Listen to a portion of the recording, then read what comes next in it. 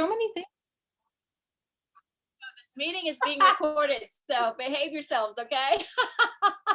This is like, we don't have that TV thing where you can like delay somebody being naughty. So, but these people are all awesome. So they're all hand invited here. So thank you for joining us today, guys. It's Playing to Win. It's one of my highlights of my week every week, that I get to spend an hour with an amazing person who is going to share their knowledge and wealth with you. And what a treat today. We have a good, dear friend and person I love. Her name's Erin Leff, and Erin Leff's pretty awesome. And I know those of you with us know the same thing, that she is extraordinary. I'm going to go ahead and pin that real quick. So really, I met Erin when she was brand new in the industry. Really. So I've kind of known you your whole journey. You've got kind of a cool way of some similar backgrounds, right? In our story. And I've seen how she's grown in a leadership role on a team. And so that's one thing we talk about at Keller Williams that's really unique, is we have these huge empires, right? Yeah. Like huge, massive teams. And so Erin's been aligned with the Moats team, and she's helped grow the South location. She's helped grow the North location. And we work very closely together here. And I got to tell you, she's one of the best talent refers to me, and she was our growth partner now for the whole market center, because you're so good at attracting talent. And what I love about that is, and we can talk more about that later too, is she thinks, you know what, if they're not a team fit for our team, they definitely need to be with Keller Williams. And so I love that you do that.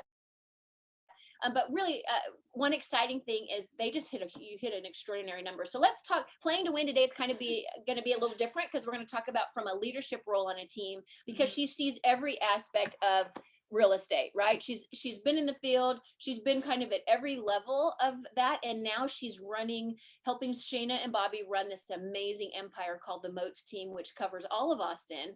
And let's just start with that. So give everybody a warm welcome. Woo-hoo! I know you got some big fans. What an introduction. Thank you, Melanie. How about that? Yeah, that was really good. Thanks. It's just all around awesome lady too. You're gonna, if you don't know Erin, you need to know Erin. She makes me sound way cooler than I feel. No, I don't think so. I don't think I even did you justice. But and she sang in a was it a punk band? Oh Lord.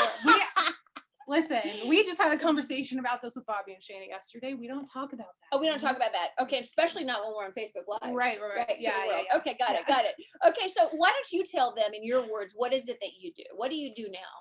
Oh, I wear a lot of hats. So my title is Director of Sales for the Moats team. Okay. And essentially what that entails is that I am in charge of both of our locations. We have a location at Southwest and we have a location at Northwest. And really what my role boils down to is hiring, recruiting, training, holding our current agents accountable, conflict resolution, negotiation help, reviewing all the contracts that come out of the team, and so many more things, training, program development, and there's a lot of things. But you're like a team leader of a market center to the Moats team. Yeah. In my opinion, from what I can see. Yes, very similar roles. Yes. And how many agents altogether do you think there are on the Moats team? We currently have 25 agents. 25 total. Mm-hmm. Okay, awesome. And it was interesting because last year you guys did around 80 million for 2020, mm-hmm. and it was about half and half, which is really cool to see. You're such a great role model for how an expansion team really can work within a city. Yes. And I talk about this all the time, how they've done such a great job to really conquer and divide the whole city between two locations, and how they're doing equal business from both. Because oftentimes the hub of any kind of expansion team is by far the biggest producer. And you guys have done an extraordinary job showing within the same city how that can be majorly a win for you. So I purely attest that to how competitive our agents are against each other. Really? The banter is incredible. It's probably one of my favorite things about our team. But, that's really cool. They came out of the gates running and wanted to beat the hub, and I would say that we're about on par for roughly 50% of our business comes from each location. That's pretty cool. That's really cool. And in fact, you have some superstars on the team too. Yeah. And I think that's another example of how, a testament, I guess, to how really talented people can also really thrive in a team environment. Because they're in that team, because they're in that environment, that they can have, I'm talking numbers of like 20 million. And you were telling me possibly 40 million for one person. And we all know and love Stephanie. She's incredible, right? Yeah. And I think what's really interesting, because I actually get this question quite a bit when I'm recruiting, and the clarity behind teams is that, it's not that we have such wonderful, competent talent on our team. It's not that that they couldn't go out there and do it by themselves. It's that, could I do it better, faster, stronger in community with other people who are like me and who want to run as fast as I do? And the answer is yes, of course. You are always better in community. And so that's where that comes from. And even with Stephanie, we talk about it on a regular basis. It's that she could probably do it by herself. She absolutely could. And at the same time, there is something about that, some support and camaraderie that makes you get up every day and go, okay, I'm doing this again today.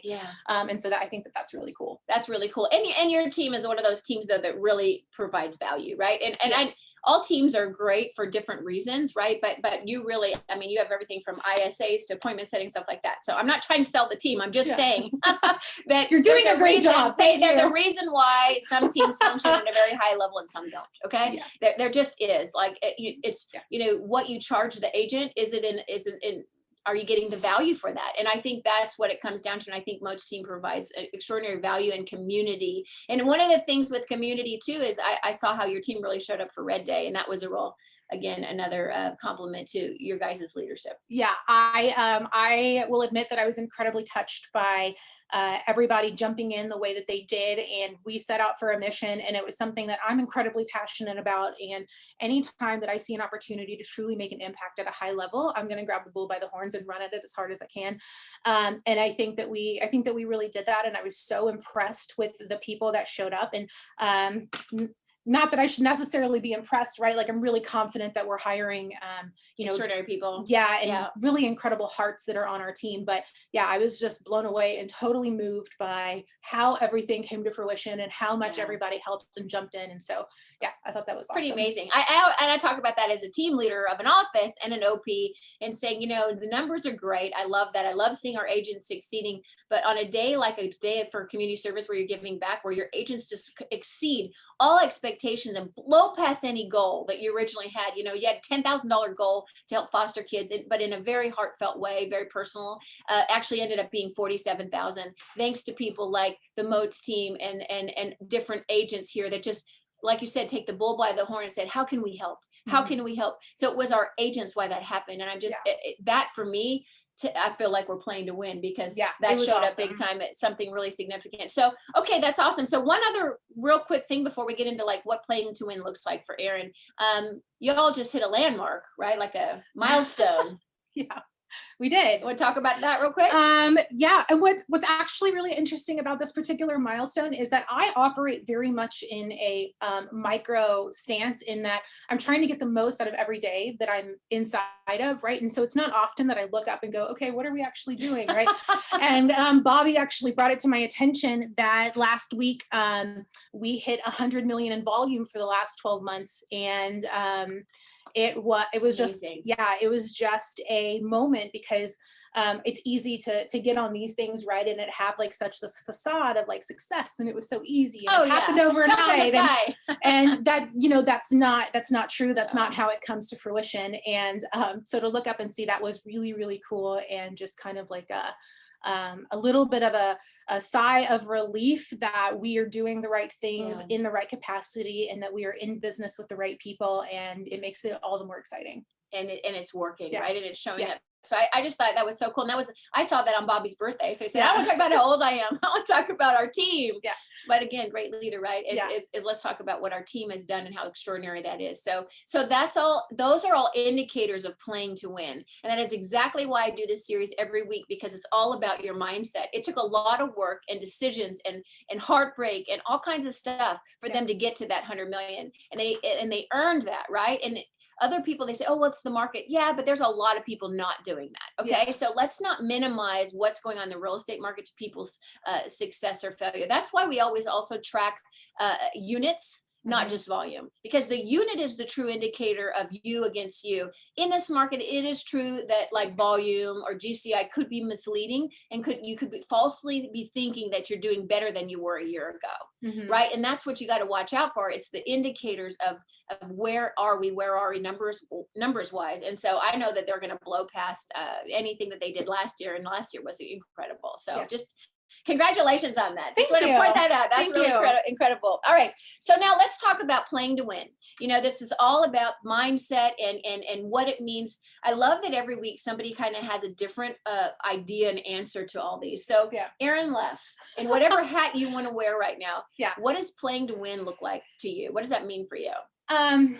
So in thinking about doing this series, actually Dina is the one who reminded me of what my headspace truly is around playing to win. And one of the things that her and I talked about, because she's kind of like my confidant, she's my right-hand man, she's my ride or die is what I call her. But when we talk about that and we talk about what does winning actually look like, the saying, shoot for the moon and land among the stars, I don't love that saying necessarily. If I'm shooting for the moon, I'm going to land on the moon. You know what I mean? Like there is something to setting out to do something and not giving up until the very, very end, because lots of people will go, oh, well, I got close enough, right? Like we're $10 million away from it, or whatever the goal is. And, you know, we've done enough. I'm tired and I want to give up. And there is something to going, no, I committed to this, and this is my integrity on the line, and truly seeing that through. And that is how I operate. Like I go until we hit it, or till there's absolutely nothing left. And I think that was something that a mentor actually had instilled in me at a very early age. I think I was like 23, and we were having that conversation about, like, you know, if you commit to something and you say that you're going to do it, you show up no matter what, and you continue to do it until you get there. And so for me, playing to win is doing what you said that you were going to do. I love that. And, you know, everybody has a different attachment to goals. So if you say, I'm going to have a goal, I'm going to land on the moon, I'm landing on the moon. Because some people, when they say, I want to make $300,000, and you say, okay, 300,000, great. If you make 250, will you be okay? Yeah, I'd be okay. So how about 200? If you made 200,000 this year, would you be okay? I'll be all right with 200,000. Okay, what about 150? And they're like, ooh, that's getting a little, you know, I don't know if I'm going to really be able to pay my bills at I don't know how good I'd be with that. So 150 is really your committed level of non-negotiable, right? And so you're taking that in a different way and saying that's the goal, and you're very focused on that. And so you really set goals you believe are achievable then also, because some people don't like relate to their goals. I mean, I know you get crazy, great, big goals. I know that. And you scare yourself with your goals. I know that too. And Bobby's usually the one to be the most scared when like a goal comes out of my mouth. He's like, what are we doing? Because he knows what it means for you. Okay. Yeah. And he knows, like, he could see the road ahead, right? And so usually he's the one to be like, we're doing this. Are we doing this? And I'm like, yeah, we're doing it. Here we go. And so last year, when we set out to hit 200 units, obviously our team was significantly smaller at that time. But when we set, you know, it was something that we had never done before, and it was also more than doubling what we had done in the past. And so obviously that freaked people out. And in my opinion, if your dreams and your goals don't scare you, then they're not big enough. And so that was where that came from. And then so for this year, 200 for last year, it's 400 for this year. And we're trucking along. We are on pace to make that happen, which is incredibly exciting, especially in as tough of a market as it is right now. And so, that's amazing. Well, let's talk about the competitive market right now, right? Because you work very closely with all those people, right? You may not be out like showing the buyer or writing the contract, but I'm telling you, we live through our agents, right? So because you're consulting them, you know what's going on. You have a great heartbeat. So let's talk about all that. Like, what's the most important thing you think an agent can do right now in this competitive market? Fully commit. There is no plan B. When I speak to agents every day, right? Especially ones who are either outside of our team, or maybe they're just coming into this industry. And one of the things that I can feel from, 75 to 80% of the people, when I talk to them, is that they have a plan beyond real estate not working out. And in my opinion, that is a huge reason why so many people don't make it in our world, because they give themselves an opportunity and an option to fail. Yeah. So if you're talking about what it takes, what I know after doing this for so long, like coming up on 5-6 years now, one of the things that I continue to get out of my conversations with people is that the secret to success is sticking with it, right? There is nobody that comes into this industry automatically good at it.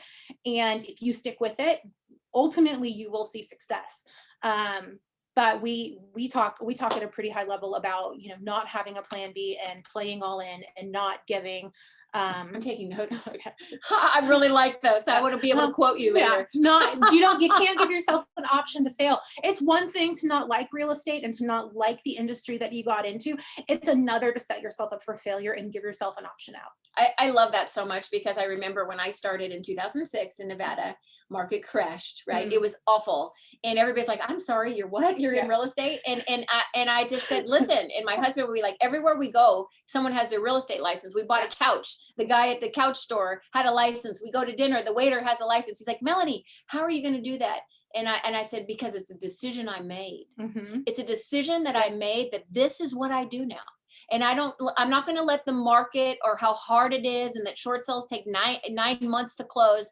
That will not define my success, because it's a decision that I made, because option is not, failure is not an option for me either. It wasn't like a plan B. Well, I'll just go back to the movie industry. No, I want to see my kids, Yeah. So I love that. And that is so true. And that commitment, when people ask me all the time, like, what's the difference between the people that succeed and don't? And I would say you nailed it. It's the showing up, sticking to it, and people quit often, right? So often. Right before. Yeah, right before. Like it is always like the month before they truly are going to see success, which is fascinating to me, right? Yeah. But yeah, and there is just something to that. And also I will say, when it comes to like I call that the give up train, right? Like you're going to experience that many times over inside of your real estate career, where you're like, why am I doing this? And why am I putting myself through this? And where is this actually going? And how am I going to see success from this? Like I hear this on a regular basis, right? And the conversation always comes back to the same, is that real estate gives you an opportunity that almost no other industry can give you. It can give you a freedom that no other industry can give you. And, on a regular basis, and why I do what I do is I see it change people's lives for the better, literally every single day, going from, barely making ends meet to all the way through being able to have investment properties and having that freedom of being able to go on vacation whenever they want to go on vacation. And like, I'm getting goosebumps talking about it. Like, that's truly the impact that real estate makes on people's lives. And so making sure, as a leader, I feel like it's my responsibility to make sure I convey how challenging it truly is going to be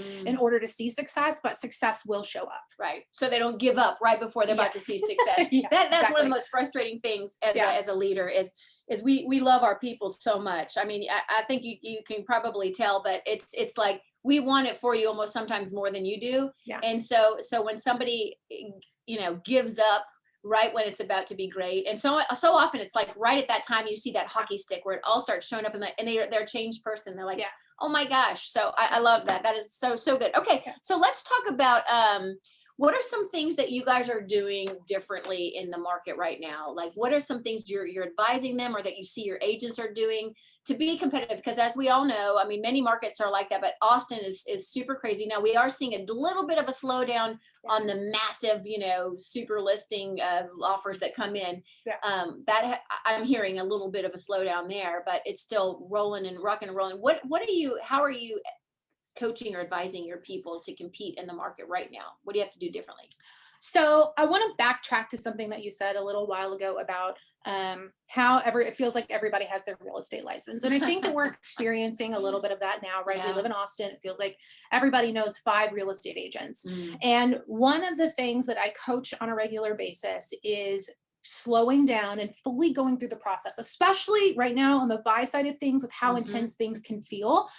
Making sure that you are sitting down with them and that you are fully going through a buyer presentation. Like, don't just wing it. If you meet somebody out at an open house, or if you catch them on a phone, maybe on the phone, maybe from like a sign call or something like that, take the time to slow down and take them to Starbucks or bring them to the office and have a full-blown buyer consultation and presentation, because slowing down and giving them that opportunity to build rapport with you is going to become crucial, because you are going to call on them and you are going to need some things from them. And if you haven't explained why, you are going to seem absolutely nuts when you tell them that they are going to need a full appraisal waiver, but you don't understand their financial capacity at that point, right? And so taking the time to sit down and build that relationship so that as an agent, you can ultimately be their coach so that they can end up winning the house that they truly fall in love with.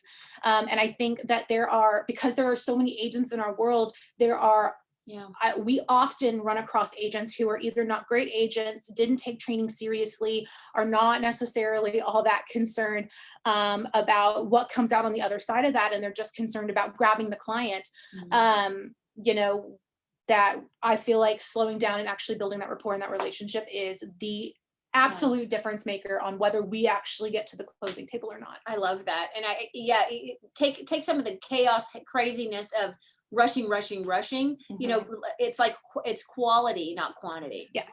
Yeah. Right. If you want long-term of anything, it's quality, right? So have that relationship with them, educate them. I love that. Okay. So how are you guys? Because you have a lot of sellers and you have a lot of buyers. What do you want to talk about first? Buyers or sellers? It doesn't matter to me. Okay. Let's start with buyers then. Okay. So buyers, a lot of people relocating to Austin, hey, I want to buy, this is my price point, whatever. What do you guys have to do differently to educate buyers in the market today? Well, it is starting with that sitting down, because there is a lot to educate them about, right? In order to win a deal in this market. And first and foremost is that trust, but at the same time, making sure that you have an understanding of what their financial capacity is, because while they might think that they have a budget up to $500,000, if you're paying any difference, obviously on appraisal, then they might not get to necessarily shop that. So that's number one. Number two, being a part of a team in this environment is incredibly impactful, and actually being a part of Keller Williams is incredibly impactful, because if you've never been a part of another brokerage, or you've never explored other brokerages, what you guys might not know is how tight-lipped other brokerages and people inside of those brokerages can be. And what I mean by that is when we talk about like coming soons, or needing help, or needing vendors, or whatever the case might be, everybody here is very much like, let me help you, because at some point I needed help and I got that, right? And so talking about, leaning into coming soons and doing everything that we can to keep our clients out of multiple offer situations, off-market deals, that kind of stuff. I would say that we are actually doing at a very high level. Okay, awesome. That's very cool. And so what about sellers? Because I think sellers, they know that it's a seller's market now. Yeah. What are you doing differently with sellers? And then how are we creating more inventory? So with sellers, it is a little bit more challenging in this market, because I'm sure we have all experienced the crazy sellers who are like, I want $1 million for my house. Yeah. And I'm going to go back to starting out the relationship. If you are in front of a seller and like you got the deal, that's not enough in this market. And what I mean by that is that you have to physically sit down with them and go through the motions of your full listing presentation, the CMAs, how you guys are going to price. And you are right in that we are experiencing, especially over like the last 2 weeks or so, we have experienced a little bit of a shift. And so one of the things that I talked to our team about recently is that when we go to price listings, we can't price on the solds, right? Like you can't price on what is sold. You price on what they priced at to try to recreate that scenario for your clients. And that is a little bit challenging to get sellers to consume if they have ever seen a CMA before, because they're like, well, that other one sold, like, why can't we list at that? And so you have to be in well enough with them in order to get them to actually listen to you about recreating that scenario. And so, again, we're in business with incredible human beings. Like they are like if there's anything that they do right, it is relationships, and it is how much they care about their people. And not only that, making sure that they're confident. You see them high-five each other. Stephanie probably just got a deal accepted or something. But making sure that not only caring, but making sure that you can effectively convey, and you have practiced conveying why it is that you care and how it is that you care and what makes you different from the next Joe Schmo, Right. that maybe hasn't necessarily taken their career as seriously as you do. And so making sure that you get really, really fierce at, there's a book called Start With Why. If you haven't read it, by Simon Sinek, you absolutely should, but getting really incredible about conveying your why, because your why and what you're passionate about is what is going to separate you from the next person. Absolutely. I love that. And I do think that's a really good tip about what, not necessarily what they sold for, because for so long it was like, more than that, more than that, more than that. And now we're saying like, wait a minute, let's look back at what they listed for, and then let's reassess where we think that it would be priced at right now in this moment. Right. And I think with that, again, this is a skill market. People have to understand what's happening. So you have to be a student of the market, and you have to really understand what's happening. You have to make calls to agents, were their concessions, stuff like that, all that. And that's just what we do, right? We are the experts for our clients. And so educating them so they make the best decision on their properties is really, really important. How about inventory? How are you guys creating more listing inventory? Are you guys reaching out to database? Like because you guys get a lot of listings, like you're getting it. So we, I will say that it is a combination of both. To be an agent in this market, you have to be good at multiple buckets of lead generation. It's not going to be just one, or it's not going to show up like you think it's going to show up if you're just focused on just cold calling or just calling for sale by owners. Cold calling, guys, be careful because the do not call is big now. It's big, lots of lawsuits. So be watching the do not call. There's a lot of liability in that. And so, if you're just running open houses and you're expecting an entire business to show up out of just open houses, like the mindset behind that, you're probably going to feel a little challenged, or you're probably going to feel like it's not working. The reality of the situation is that you have to get good at multiple lead gen methods and hit all of those buckets on a daily basis in order to make it work. And so that is what we're doing. We get listings from sign calls, we get listings from inbound web leads, we get listings from our ISA department and Google leads, and their referral and a lot of referral and repeat business on our team. And again, that goes back to the relationships that they're building out there in the field. And so I would say that we're really, really great at seizing every opportunity that's presented to us, and equipping yourself with these skills and the knowledge to be able to have conversations. That's what it boils down to, and making sure that you seem confident in the way that you come off and the way that you present yourself to people is incredibly crucial.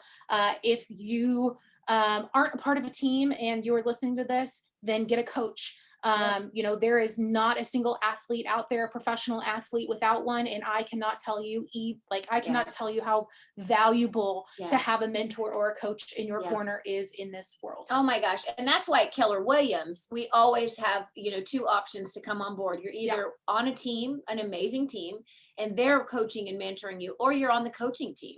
If you're a new agent, right? And then if you're an experienced agent, we have coaching for that as well, because we so believe in that everybody needs somebody. I've had a coach my whole career.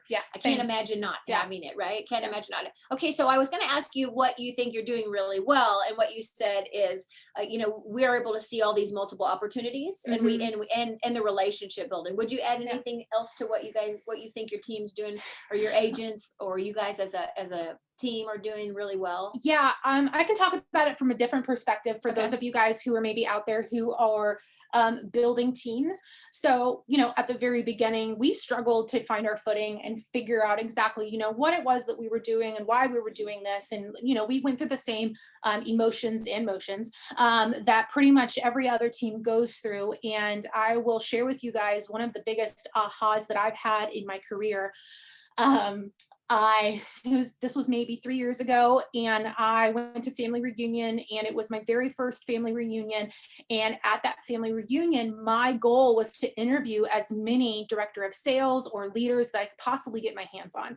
Love that. And what I actually got out of it, after having so many conversations, even with some of these huge teams who are doing a ridiculous amount of business, was that nobody was on the same page, and everyone was different a little bit, right? Yeah. And that really not to say that they didn't know what they were doing, but really they were just kind of winging it and figuring it out as they go. And that actually gave me a lot of confidence, which I feel like for a lot of people might have like gone like, oh, I don't know what to do now. But it was kind of like, well, if they don't know, it's reassuring. Yeah, if they don't you're know on the right track. and I don't know, then I'm just going to run forward as fast as I possibly can. And so what came out of that, though, was this idea and concept for our team where it didn't necessarily rely so much on the rainmaker, which traditionally teams do, right? It was about us teaching our people how to build a sustainable, consistent business and something that they could learn to rely on. So much like most agents are interested in what that client experience is for their clients, us as a company, we took responsibility for what is our experience for our team members, and making sure that we're delivering as high or higher of an expectation than we would for our clients. And so that responsibility as a company is something I feel like we've done really well. Like, we take responsibility for our agents' success. We want to make sure that we give them every opportunity, as many times at bat as possible, that they need in order to hit their financial goals. And that was something that I felt like was really lacking across the board for the company. That's good. Now it's been a few years since then. Have things changed? Maybe, probably. But that was, that taking ownership. There's a book called Extreme, what is it? Ownership. Yeah, Extreme Ownership. You should read that one too. Yeah. A lot of good books out there, right? And what are you reading? Yeah. See, you hear her, what she's reading books, she's learning, like, how are you growing yourself every day? Yeah. And so I thought that was a really interesting concept. And that was the one that we put forward and have proved up to this point actually does work in making sure that our people are happy, and that they're getting to where they want to go. I love that. I love that. That's very cool. Okay, so last question, then I'm going to open up to you guys. So think about those questions you want to ask. And if you're watching us live on Facebook, put them in the chat and I'll look for that as well. So how do you know when you're winning?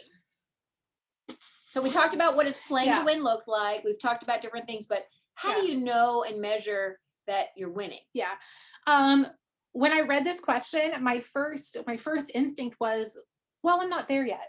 And I think it's important for me to convey that I am so in love with this journey that I never want to feel like it's complete. I never want to feel like, oh, I'm done growing or I'm done building. Like, this is my passion. This is what I love. And this is where it's where I'm thriving. And I think that it shows. It shows. But that's why I didn't say when have you arrived. I didn't say that. I said when you know you're winning, because you have to have the wins along the way. Yes. To keep you going, right? Yeah. And like I said earlier, it's easy. I operate in micro, not macro. And so I'm looking at each day as much as I can get out of that day. So it's not often that I look up and go, okay, well, we've done this, right? And so when I think about the question, really what winning means to me is when I get to watch people come onto our team, and when they do their very first deal and they see that closing table for the first time, or when they hit that financial goal that they now can go on this vacation, or they can pay for college, or whatever the case may be. Winning to me is when other people win. I don't often feel like I'm winning, but I feel most fulfilled when I see somebody else win. So I guess to me that would be the winning piece of it, is seeing that come to fruition, and somebody set out on a goal and then they hit it, because like we talked about, I can be a little relentless on that side, but just making sure that they get to where they want to go is really the most impactful thing I could say when I consider winning. That is an extraordinary answer for a leader. That's a leader answer. And actually that's my exact answer, is like, how do you know you're winning? When your people are winning. Yeah. When your people are winning. Yeah. And it's the same if we ask you guys, the agents on the call here, when you know you're winning, and you're going to say when your clients are winning, right? It's the same feeling. And so you have to measure. If you don't feel like you're winning, then you need to go back and look at what do I need to be doing differently? Because again, everything starts with yourself, right? Everything starts with you. And when you blame everything around you, like the market's too hard or this or that, that's victim language, right? And you're totally powerless. But when you think about, you know what, I'm not real satisfied with the results I'm getting. What do I need to do differently? Yes. You might not be hanging out with the right people. You might have clients that aren't really motivated. Whatever is causing that frustration, it starts with you. It starts with you. And you have to look at yourself and say, what do I need to be doing differently so I can have the results that I want? And then you're going to start feeling wins. You're going to start feeling like, man, I feel like I'm playing to win. And I always talk about offense versus defense, right? Like offense is, to me, you can't win a game without shooting a ball, right? You can't score without that. If you're just kind of managing the stress in the day to day, that's going to be a really mediocre life. And we did not sign up and say, I want to be born to the world to have a mediocre life. Last time I checked, right? Yeah, absolutely. And so we want to play to win. So anytime you're feeling frustrated or whatever, ask yourself, am I playing to win? And so I have these people on every week because they are obviously playing to win big time. And your team is showing up big time, and that y'all are playing to win. And like I said, the red day was like, for me, the extraordinary, and for you too, is like, wow, our people are really extraordinary. We knew it, but they really blew past what we knew. So I just love being around people playing to win, and you my dear are one of those very special people. So let's open it up to people on the call to see if you have. Feel free to ask anything you want, which could be dangerous because I know there's some team members on this call, but please just unmute yourself and have at it, because this is fun and we're alive. I see there's JC and Dina and Stephanie on one room. We got lots of people here, but please ask whatever you would like, because like I said, I really want you all to play to win, which is you have to have a question. Okay, ready, go. Who's first? So I have a comment, not a question. Hi, Silas. Hi. Yeah. I want to thank Erin for bringing me to Keller Williams. Last year, it's almost getting over a year, and I had just given my online exam, and I had scheduled for my state exam. I didn't even have my license yet, but she reached out to me at the right moment and guided me through the recruitment and all. So it was very great, experience, and I want to thank her for that. Oh, that's so sweet. We're so happy that you're here with us and in the family. Me too. I think, Silas, I think you were like one of the first people when I just moved full-time to North. So Yes. Special to me. That was fun. And Erin's like, come on, we're going to have so much fun. Yeah. Yes. Thanks. Silas is doing great. Yeah, he is doing great. Yeah. I'm so proud of you. Thank you. He's playing to win, and he's here, right? He's here. I love it. Thank you for being here. And thank you for playing to win and asking or making a comment. Comments are great too. So, all right, who else has something? Or did you have a question, Silas, or were you just wanted to say that? No, I just wanted to say that. Yeah, thanks. Awesome. Thank you. All right, who else? I can I talk real quick? Yes. Oh, I lost you. There you go. Erin, okay, question for you. Okay, I'm on a team, a very good team. Love it. And we've talked about, broadening the type of people, not necessarily real estate agents, but even assistants, whatever, or looking into that style. How do you feel, or I don't know how to ask it, but at what point on a team, is it kind of that moment when you're like, you know what, we really could use, like some help, or something that is going to push our team as a whole. Does that make sense? And I'm kind of more going on the sort of like the assistance side or something like that. Our team is going to be a little bit different in that our leverage is built in like our departments. And so we have like an operations department and a listing and a marketing manager. And so our help looks like that. Like we have a contract to close team. And I would say that we are just getting to the point now where we have some of our top agents that are really reaching out for those assistants. Here's my advice, and it might not be the proper answer that everybody would give, but my advice is that if you're ready for an assistant or you're ready to bring somebody into your world, whoever that person is, tie them to success. And what I mean by that is pay them per deal or pay them 100% commission somehow, because you want them just as bought in.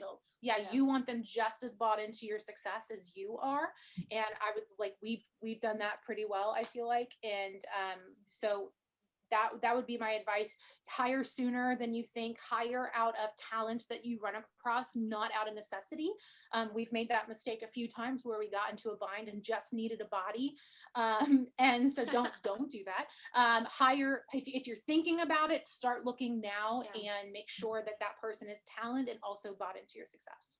I love that. And Diane, I would add, like, create that missing persons report. Like, who is that person for you guys? And Right. what would that person do for you guys? And then the cost to that, right? And remember that, and I love the incentivizing. If it's a support role, there's a lot of ways to do it, a lower salary and then bonus off of how your guys' business increases, right? There's a lot of way to make that not a heavy fixed cost, but you're hiring for 30 days, 60 days, and 90 days. So you put them on a 30, 60, 90. If you that person's not a match, it just drove off. The dude's like, sorry. That person. Yeah.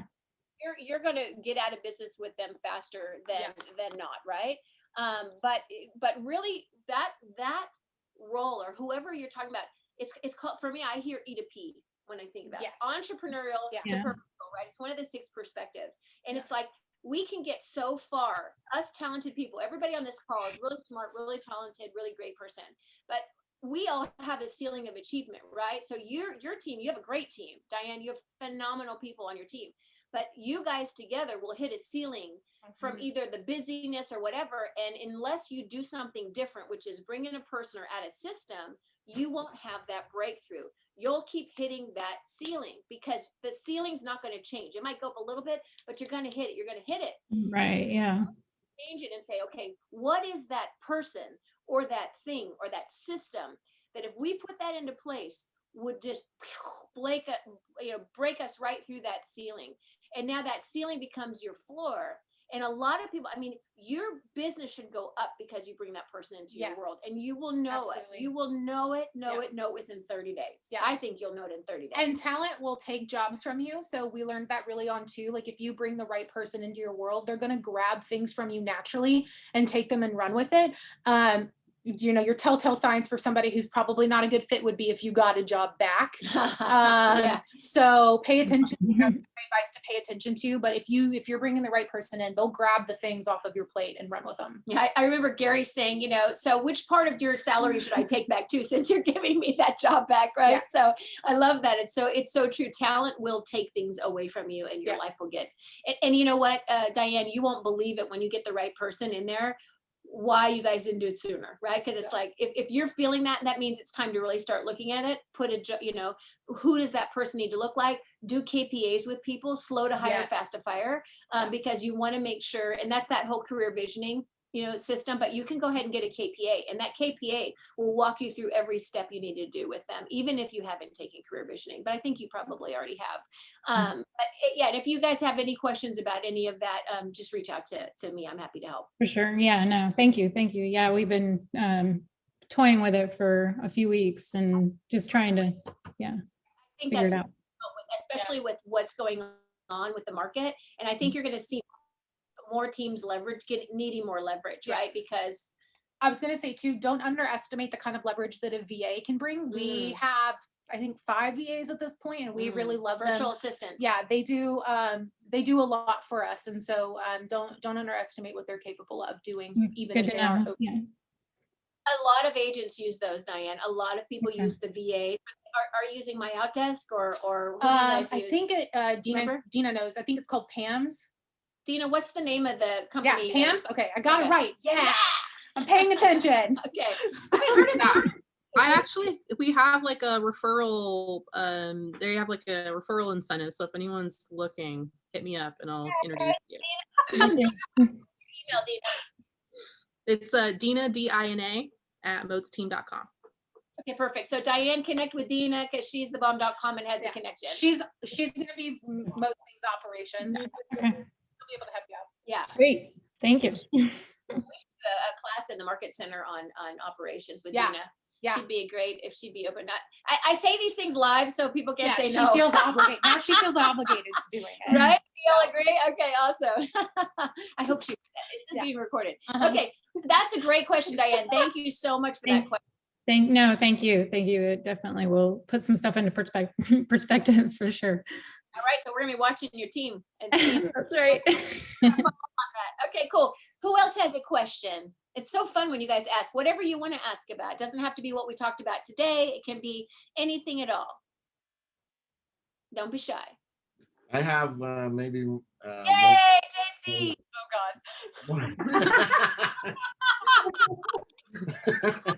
Call JC. more of a comment, and I promise I won't be long. Somebody clock me. But I feel myself surrounded by my family, really. Erin, if there's a beautiful thing about Erin, is that she cares by actions. Is that she doesn't tell me really what to do. Okay, she has to tell me, because if she doesn't, I don't get it. She has to tell me repeatedly. But she actually shows me, and it shows that it cares. And for me to feel the love that I have, I mean, seriously, I don't see myself out of this team ever. And it's probably because of Erin that I'm still in business, and because of I see two of my favorite absolute people in the world on the screen, and I am next to two people that I admire, and I see, and it's just, this team is so naturally and organically grown that it produces a place for me to stay. When I might have not felt it right away when I first or felt it all the time, but I knew that I was coming over here to stay. Anyway, Yeah. I'm sorry. That's when we cut you off. Or did you just want to love on this amazing woman? Well, I also how she gives praise to, it's not just about her, it's about everybody. But how do you find those people? I bet Diane is saying, how do you find it? And you gave him really good thoughts, but it's about trial and error too. How many people you have to go through and learn how to do that. And so how do you know? Is there do you know that person right away? Because with me, you giving me a chance, and I bet you it came up before where it was my time to go. And if it wasn't for Erin, I probably wouldn't be here still. I don't know.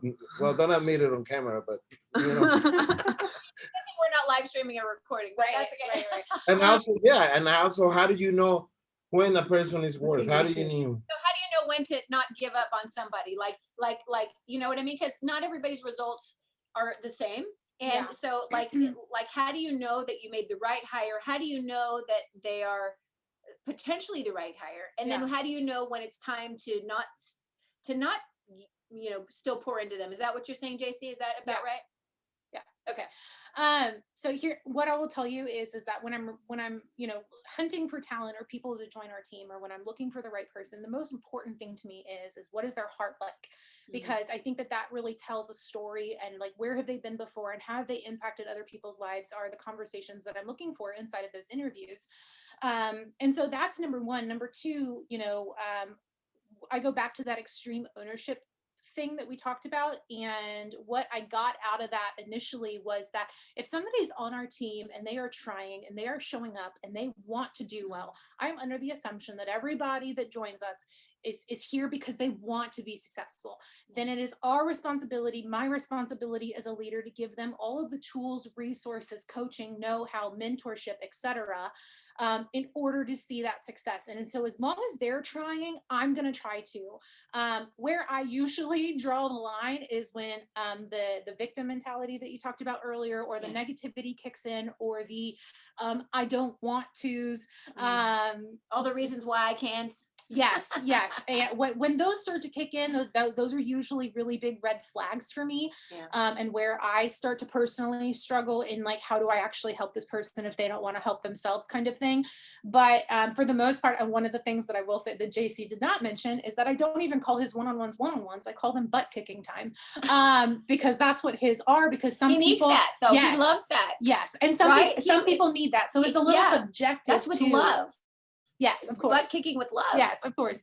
But depending upon the person, as a leader, being able to be a little bit of a chameleon in understanding other personality types and making sure that you can adapt to, they all all need coaching, Yeah. but are you coaching in a way that they can hear you? Exactly. Are you coaching in a way that they're going to actually absorb, take with them, and turn That's it right. into something? That's right. And so that was something that I became incredibly fascinated about, which actually started inside of frustration previously with some other teammates. And out of that frustration, I gained fascination and, okay, how much of this can I control, and what am I going to do with this in order to be able to make an impact? And so JC teaches me every day how to be more patient.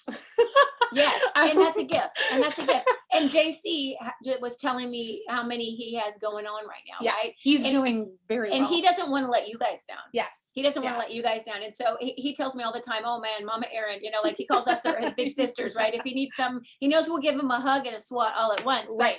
But we have the permission because he has that trust, but he really believes that he's in the business today because of your hand holding and that tough love you have. And everybody needs that kind of person in their life, whether it's your team leader of a team or your coach or your team leader of an office or whatever that is, right? So make sure you're aligning yourself and reaching out, because we can't all read your mind. And so if you're a solo agent and you're struggling, let us know. Like that's what we do. We have so many resources and let us help you get on path. There's no better place than where you are right now with Keller Williams that can really get you where you want to go. And we have so many cool things. So that was great. Thank you, JC, for contributing today. I love that. One of the things that I will add to that too is that if you're out there and maybe you're not experiencing quite the success that you really want to at this particular point, what I will leave you with is that you are never closer to success than right where you're standing.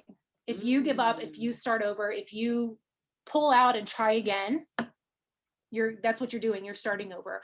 Plant your feet where you're at and push forward, because you are literally never closer to success than right where you're standing.